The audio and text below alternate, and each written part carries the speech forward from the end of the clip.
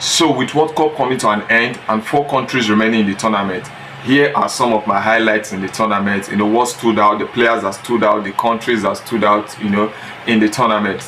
So from the first one, I'm going to start with Cape Verde in that group stage, where they had a fantastic game with Spain.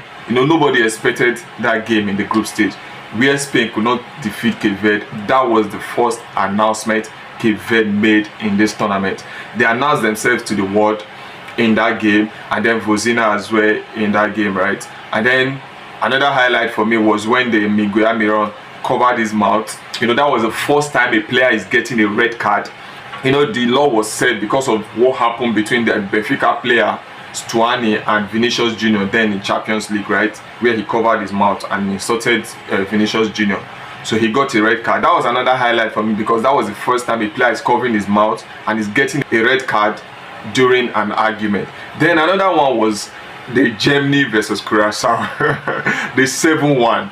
What made that game funny was the fact that it was like a deja vu, because everybody started to remember Germany versus Brazil, right? Because Germany defeated Brazil 7-1. Same thing happened to Curacao, where Germany defeated Curacao 7-1. So it was just like the same thing. So that was another big highlight for me in the tournament so far. And then Argentina and Cape Verde as well played, and they could not defeat Cape Verde in 90 minutes. That was a big highlight for me. Nobody expected Cape Verde to get to where they got to in the tournament, right? That was another big highlight. The fact that Cape Verde didn't even lost in 90 minutes. So Cape Verde was a big highlight. They really announced themselves to the world, because the world get to know Cape Verde in this World Cup. And this was their first appearance in the World Cup, and they've not been defeated in the World Cup history. So the history remains.